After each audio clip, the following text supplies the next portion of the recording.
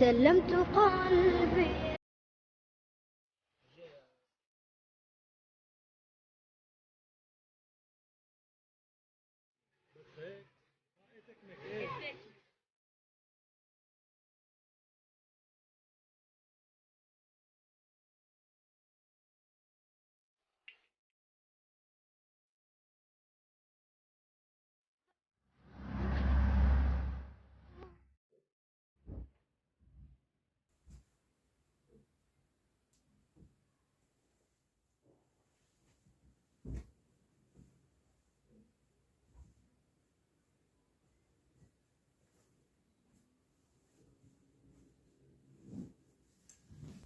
سلامات صبايا، كيفكن؟ شو الأخبار؟ إن شاء الله تكونوا بخير يا رب، صحة وعافية وراحة بال. اليوم معطل زوجي، معطلة بنتي كمان الكبيرة، فرح شارككم روتين اليوم كامل وروتين تاني يوم كمان، فخلوكن معي. فأول شي ساويته إنه ضبطت البيت هيك على السريع، عملت له ترتيبات، يعني ضبطة هيك سريعة على الماشي. بدنا نطلع أنا وزوجي، دلوه على مكان صالة عرض مفروشات، يعني أسعارها هيك مناسبة وموديلاتها حلوة. فعنده موديلات تركية، يعني تصنيع تركي، وعنده معمل هنن يعني إلون بيصنعوا. فهيك حبيت أخدكن معي.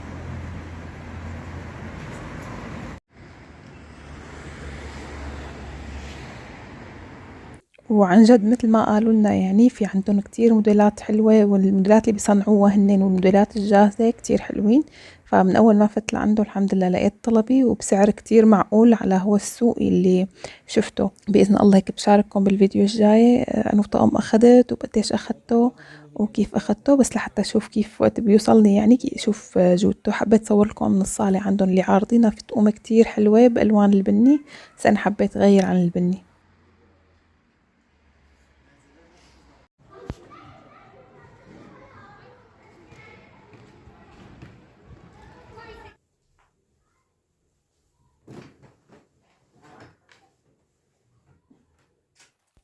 وبعد ما رجعنا على البيت، بما اني اخذت طلبي يعني خلص مشي الحال، وصيت على طقم. فقلت لفضي الكنبايات، انا عندي اياهم هدول صندوق، يعني بحط فيهم هيك الاغراض اللي ما بستخدمها، او هيك الزايدة، او هيك شغلات يعني اللي كلياتنا عنا اياها الكراكيب. فبما انه صار خلص الطقم حيجيني، فقلت لفضي لانه يعني بعناه، فبس كنا عم نستنى لحتى نوصي على طقم. فعلى هيك فضيت كل شي بقلبها، قلت لحتى ظبط كل شي بمكانه، مسحت قلبها عشان وقت يجوا ياخدوا هيك يكون نظيف. هلا لي فترة أنا طويلة مالي مساويتهم بصراحة، يمكن شي 3 شهور مو مساويتهم، بس أنا ما بستخدمها كتير يعني، وتركتها بس للأغراض الزايدة. ومثل ما شفتوا بحط صابون، هيك قطع صابون بقلبها عشان يضل ريحة الخشب حلو. بتعرفوا الخشب وقت بيتسكر بحسه بيعطي هيك ريحة الخشب، أو ريحة مو رطوبة بس ريحة خشب يعني. فبفضل حط بقلبها قطع صابون، بتضل ريحتها حلوة.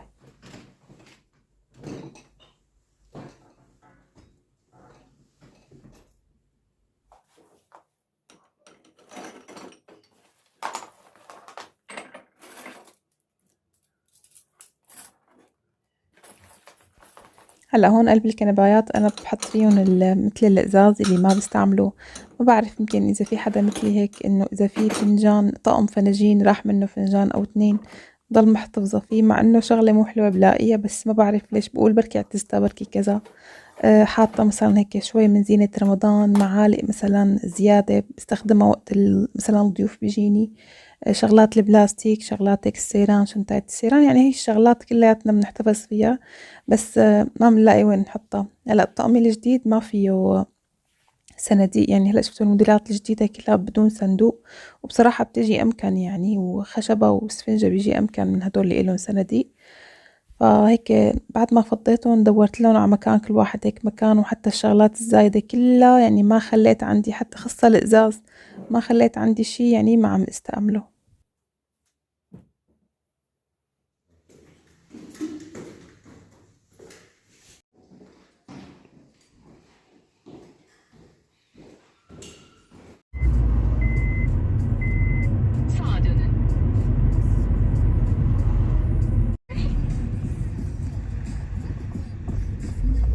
بعد ما خلصت هيك وأمنت من غير شر، إمتى ما أجوا العالم ياخدوه يعني يكون نظيف وجاهز فاضي.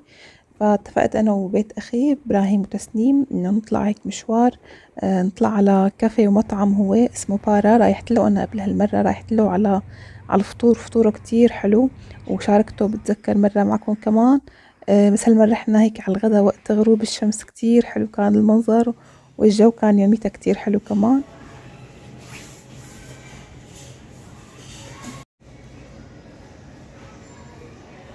Hello. Ay yerim seni ben.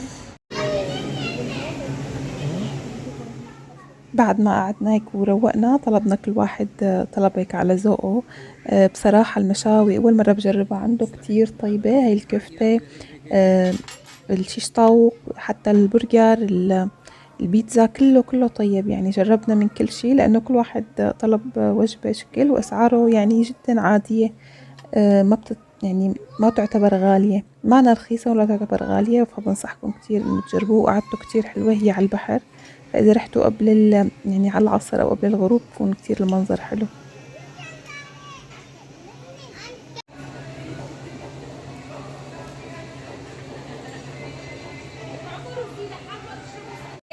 بس هيك. اه اكمك ايه. مو هاي تبع الاكمك مثلها هيك بتشبهها. جبتها ديك المره. والحلو كمان إنه في صالة ألعاب للأطفال، وفي طاولات هيك قريبة كتير من الصالة، يعني حتى الأهل إذا حبوا يقعدوا قريب من أولادهم يشوفون، فالمكان كتير قريب. يعني هي شغلة حلوة إنه يكون في مكان مخصص للأطفال.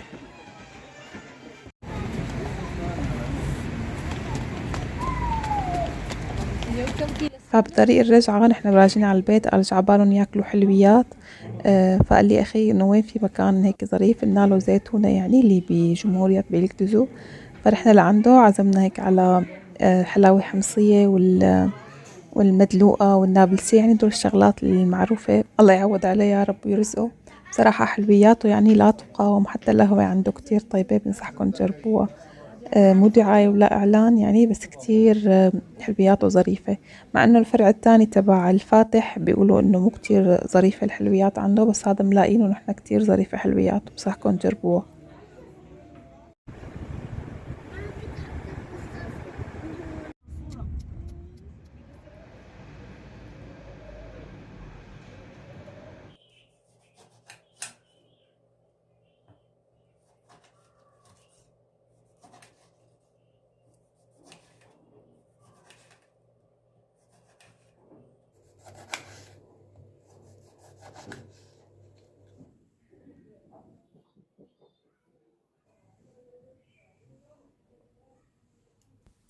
جايين الضيوف بعد الظهر قرايبيني، فحبيت هيك أعمل جهز الضيافات وحطهم على الطاولة، يعني جهزهم قبل بوقت.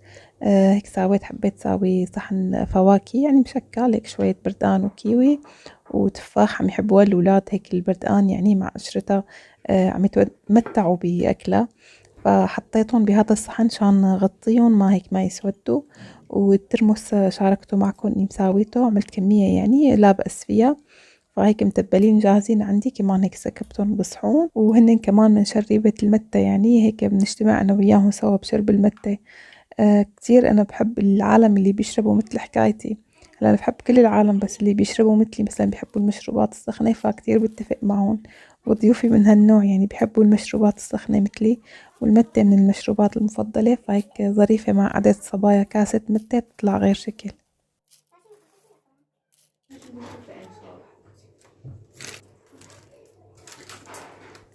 اكتبوا لي بالتعليقات صبايا، انتم من انه نوع بتحبوا المشروبات الباردة ولا السخنة؟ بتحبوا المشروبات بسكر ولا بلا سكر؟ لنشوف بتفق معكم ولا لا. يسعد لي قلبكم يا رب.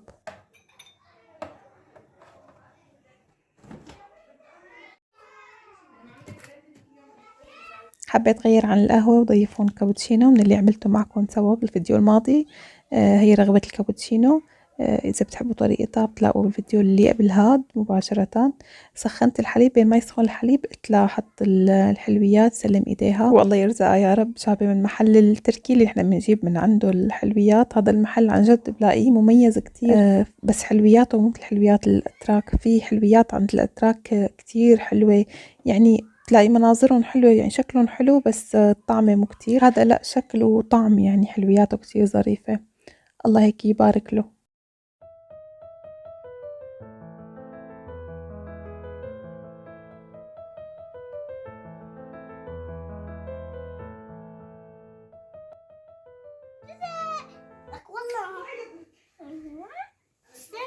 شطورين. شو عم تعملوا؟ نلعب بالبازل. تركبوا البرنسيسات؟ هاي تبعنا هاي تبعنا. لا عيني. هاي تبعي انا عم بساويها هاي هن الاثنين عم بساووها. شطورين.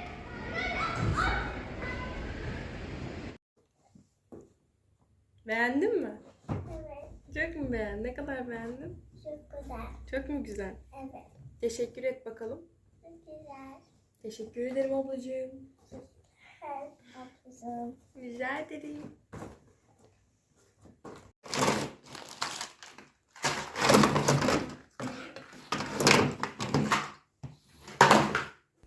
اجت المسويات بيان جايبت لها هي اللعبة لسيلا طالع لها فيها هي هاي المطبخ نازلة بعروض ايزبير بعتقد فجايبت لها اياها. هي كتير بتحب الاشياء اللي بتجيب لها اياها اختها او اخوها يعني خصوصي انه هن يجيبوا لها اياها. لان قد ما بجيب لها ما بحسها كتير بتنفعل وقت بجيب لها مثل اخواتها. الله يخليهم لبعض يا رب ويخليكم اولادكم ويفرحكم فيهم. فهيك قعدت تركبها وتعلم عليها يعني قعدوا ركبوها سوا ولزقت الستيكر كله على القطع الموجودة عليها وهيك طبخت لنا فاصوليا ورز وعملت لنا برجر.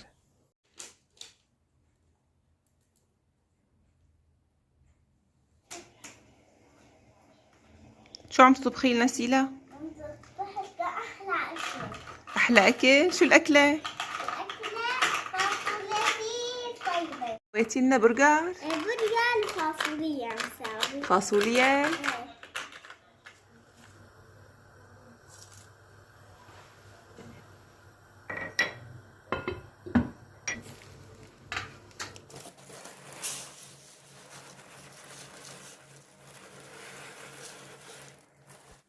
بنتي طبخت فاصوليا وبرجر وانا حساوي الفريكة. فريكة ما بعرف غير دول شو بيقولوا لها بس هي قمح مشوي وبيقشروه بيشوه فقررت ساوي. بس انا بنقيها الفريكة قبل ما اني بلش اشتغل فيها او اطبخها الا ما يطلع احجار بقلبها مثل ما شفتوا يعني كم وحدة هنن بس يعني مزعجين كتير. فهيك نقيتها منيح صونتها وحطيتها على جنب مشان اقليها. حطيت سمنة بحب هاي الأكلة بالسمنة أو بالدهنة يعني ما بحبها بالزبدة أو بالزيت بحسها ما بتاخد نكهة.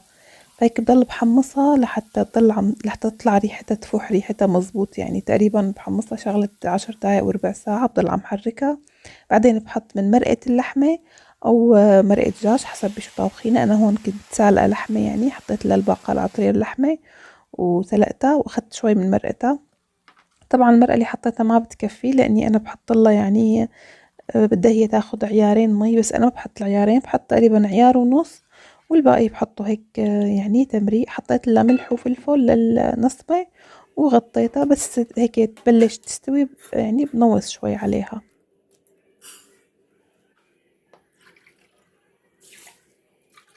وحاعمل هلا عندي بنتي بيان الكبيرة ما بتحبها هي الأكلة يعني ما لها كتير خاطر فيها. فليك قلت لها ساوي شوربة جنبها بتحب الشوربات. فساويت شوربة اللبن التركية اسمها يايلا. شوربة كتير مشهورة وكتير طيبة. أول شي بدنا هيك فنجان شاي أو كاسة شاي صغيرة رز بتغسلوها وبتحطوها بالطنجرة وبتحطوا عليها 3 كاسات مي وبتسلقوها بس لحتى تستوي. بنضيف الشغلات الباقية. هلا بدنا للبن اللي بدنا نحطه للشوربة كاسة لبن ورشة ملح وصفار بيضة ومعلقة طحين بس نخلطهم كتير منيح يعني هيك لحتى يتجانسوا مزبوط. بدنا نضيفهم فوق الرز. بس الرز أول شي بنسكب عليه كاستين مي يكونوا سخنين ما يكونوا باردين عشان ما تطول معنا. وبلشت المي غلت يعني بنضيف عليها اللبن هيك بشويش. أنا حطيت هون الملح عندي بهارات دجاج بتحبوا تحطوها أو لا يعني هي الماجي أو بتحبوا تحطوا مكعب ماجي. قبل ما نضيفها يعني بناخد من المرقة شوي تبعنا هيك اللبن يعني بنخليه يعني ياخدوا السماكة. بعدين بنضيفهم كلهم شوي شوي ونحن عم نحرك مشان ما يفرط اللبن بقلبها أو هيك يكتل.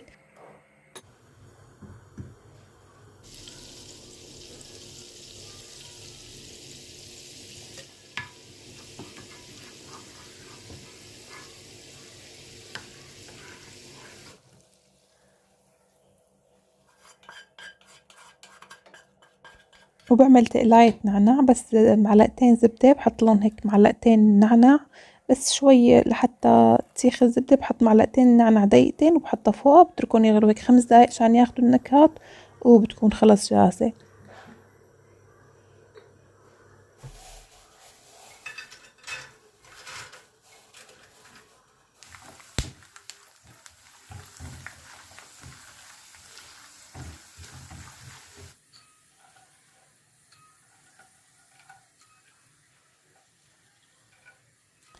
والحباشات أكلة الفريكة، بتعرفوا أكلة الفريكة يعني طيبة هيك ندللها.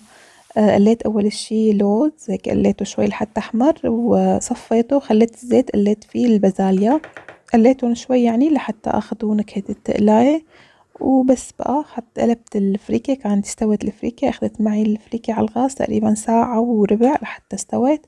بحط على وشها بقى انتو شو بتحبوه، بتحطوا من مكسرات، من أشياء، ممكن دجاج كمان طيبة، بس أنا عندي لحمة حبيت أعملها باللحمة.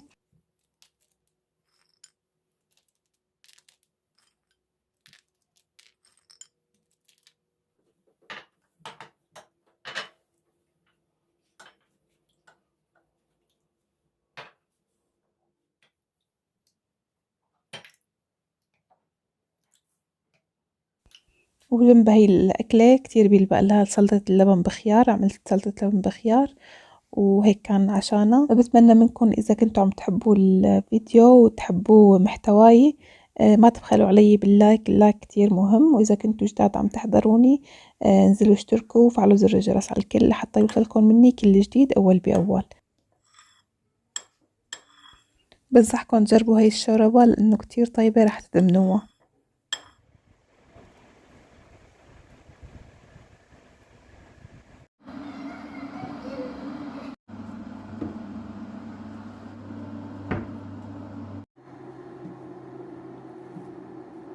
أكيد اشتقتوا لطقوس شرب الشاي الأخضر معي، أو الشاي الأحمر، أو شاي الزهورات. هلأ اليوم عملت شاي الفواكه الحمراء، حبيت هيك غير اللي زمان ما شربته ولازم شارككم فيها. ووصلت معكم لنهاية الفيديو، بتمنى يكون عم يعجبكم الفيديوهات اللي عم قدمها والمحتوى اللي عم قدمه. هلأ بترككم بأمان الله، تصبحوا على ألف خير.